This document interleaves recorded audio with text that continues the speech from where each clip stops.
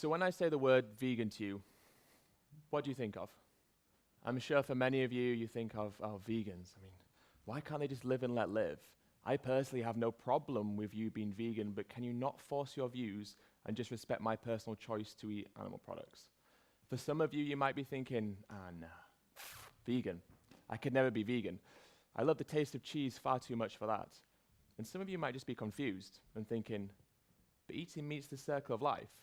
And after all, other animals eat other animals, so why can't I? These are a selection of the things that I used to say when someone said the word vegan to me. But I also used to say that vegans were crazy and that no one should ever go vegan. But now I am vegan. And so how on earth did that happen? It's a question I often ask myself, and so to try and understand why it is that I'm now vegan, I want to go through all the main arguments that I used to make and show you why I changed my mind. And so the first one is personal choice. Can we morally justify not being vegan by saying that it's our personal choice to consume animal products? Well, interestingly, yes, it is our personal choice to consume animal products in the same way that it's our personal choice to abuse a dog or beat a cat. In essence, what I'm saying is that every action that we make is a choice that we personally choose to make. And so to imply that it's morally justifiable to use animals because it's a personal choice would mean that every action that we as humans can make must also be morally justifiable because every action is a personal choice. And so, is it morally justifiable to randomly assault a stranger on the street? Is it morally justifiable to go to a shelter, rescue a dog, bring them home, and then abuse them yourself? No, of course it's not. Because those choices have a victim, someone who suffers negatively because of the personal choice that we have made. And so consequently, the inclusion of a victim removes any possibility for moral justification. And besides, one of the reasons that I went vegan in the first place was for personal choice. The personal choice of the trillions of animals who are killed every single year, who, if granted their choice, would just like to live their life without human-inflicted exploitation. Remember, animals don't willfully walk onto the kill floor of a slaughterhouse. They are forced there against their will. Any notion of choice has been removed for them. And so when we cite personal choice as a justification, whose personal choice are we considering other than our own? And if it is a choice, then why would we choose to be cruel? And so we might then think, yes, but the difference is these animals are bred for that purpose, which is why your example of abusing a dog is disingenuous, because that's just needless suffering. To which I would say, yes, but most of us find dog fighting to be morally abhorrent. Yet many dogs used in fighting are bred specifically for that purpose. Doesn't make it acceptable. And so we might then say after that, yes, but dog fighting is illegal in this country. But farms and slaughterhouses are allowed under law. They are lawful practices. But does legality equal morality? Is something acceptable just because the law says so? I mean, if that was true, then dogfighting would be moral in the countries where it's legal. And if we apply that way of thinking, let's take it to a human situation. Is female genital mutilation a moral and acceptable practice in the countries where it's legally condoned? And let's take this argument and this line of thinking and apply it to the culture and tradition excuse as well. Is it justifiable to kill dogs during the Yulin Dog Meat Festival because the festival is a cultural event? Is it justifiable to slaughter dolphins in Japan or pilot whales in the Faroe Islands because those events are traditional? And again, using that example of female genital mutilation, is that a moral practice simply because it is cultural and traditional? Because the thing is, if we try to excuse using animals by saying, well, they form part of our culture and can be used in our traditions, we therefore have to make every cultural and traditional action and practice morally justifiable simply because they are cultural and traditional practices. And so we might get to the point where we say, well, that's all fair enough. But the thing is, we need to eat animal products to survive. In fact, they are optimal to our diet. And so the question becomes, are animal products a necessity? Now, the American Dietetic Association, which is the largest body of diet and nutrition professionals in the US, and is formed of over 100,000 certified practitioners, has categorically stated that a vegan diet is healthy, safe, and nutritionally adequate for all stages of life, including pregnancy, lactation, and infancy. This is also supported by the British Dietetic Association as well as the NHS. Furthermore, there is extensive and conclusive research and evidence that links our consumption of animal products to some of our leading diseases and illnesses, including heart disease, certain forms of cancer, type 2 diabetes, strokes. The issue of thriving on a vegan diet is not a contentious one within the scientific community, and therefore, consuming animal products will be deemed an unnecessary action.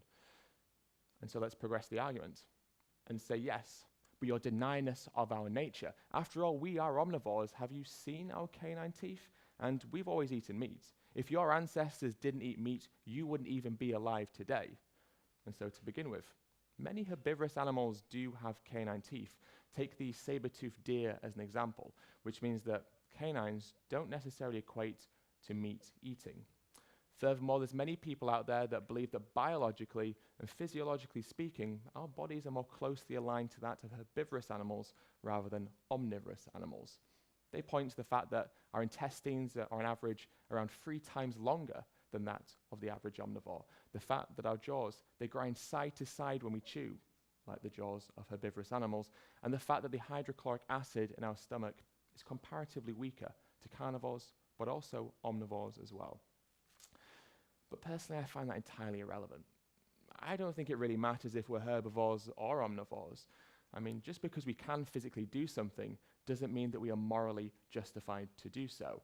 And because we don't have to eat meat, that means we can survive off plants. So biologically speaking, it makes no difference because we don't have to do it. And therefore, in the absence of necessity, there's the absence of justification as well. And so I also think it's a little bit logically dishonest, a bit disingenuous that we claim that we're somehow built to be intrinsically designed to kill animals, yet so many of us would never want to kill the animal ourselves. And so if we wouldn't want to kill the animal ourselves, why is it acceptable to pay for someone else to do it on our behalf? I've always found it interesting when I try and show someone slaughterhouse footage and they say, "Don't show me that.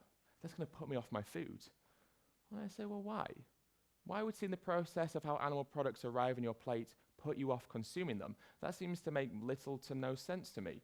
And also, why is it that we get upset when we see footage of animals being killed in gas chambers or animals struggling to survive as they desperately try and flee from the kill floor they're being forced onto? Let's take that idea of ancestors and run with that for a moment, because our ancestors used to do lots of horrible things. They would rape. They would murder. Are those actions automatically justified in society simply because our ancestors used to commit them? And besides, why would we ever base our morality on the actions of a primitive society when modern day notions of right and wrong didn't exist, and in the absence of choice, consuming animals was a necessity for their survival? Let's take that argument, because it's also pertinent when we look at the animals eat other animals excuse as well. Just because a lion kills and eats a gazelle doesn't mean we're justified to go to a supermarket and buy a steak. Lions are obligate carnivores, which means they need to eat meat to survive. As we've already established, we don't. And like before, why would we ever base our morality on the actions of wild animals who are consistently documented as doing things that we would never deem acceptable within our own country, or indeed within our own society in general?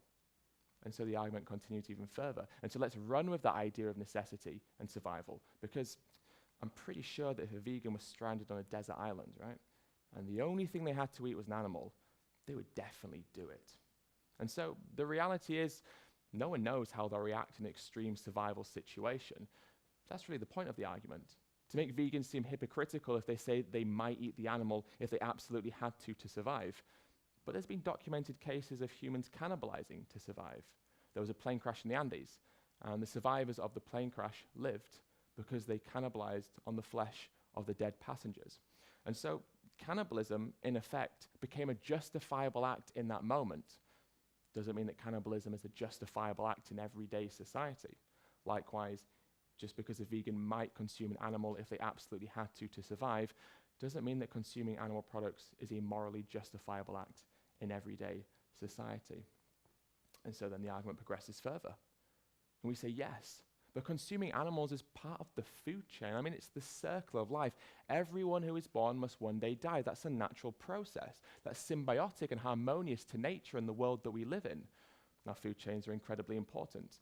They symbolize part of the natural order, and they help maintain and form ecosystems. Fundamentally, they're there to ensure that population sizes of animals are kept consistent and to ensure that the natural ecology is just well balanced.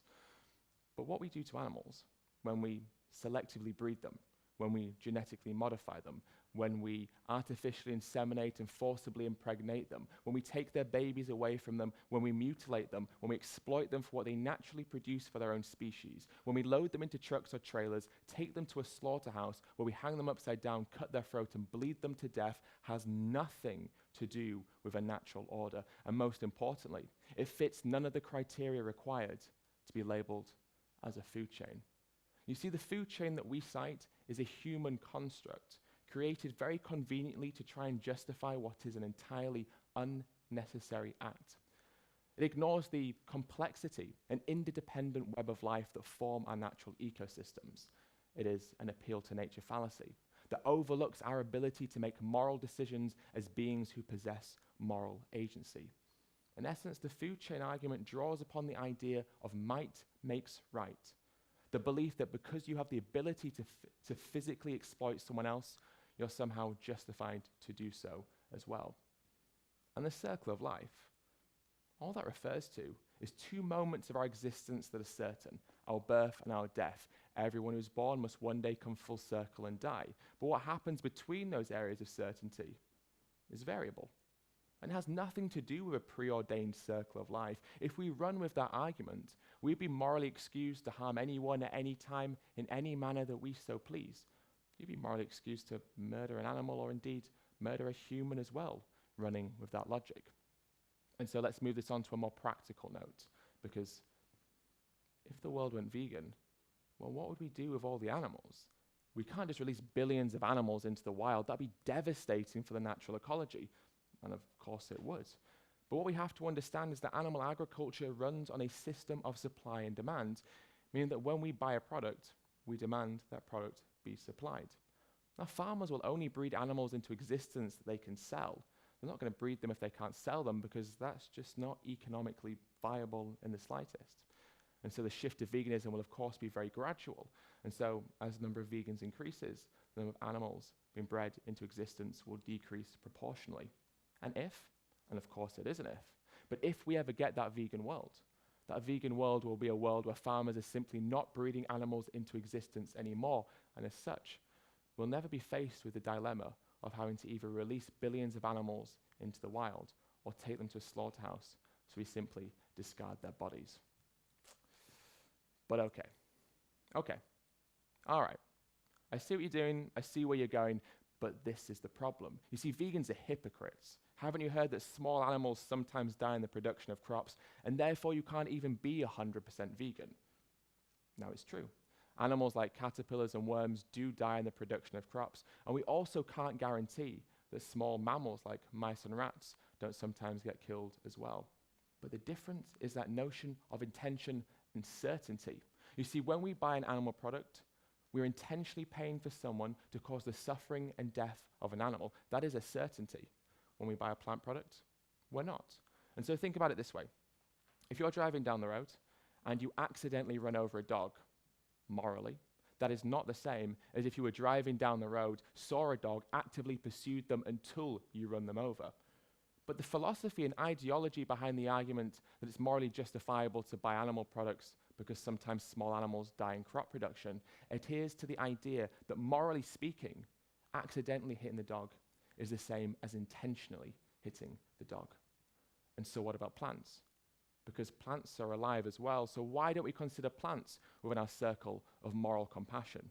And so plants are, of course, alive, but they're not conscious.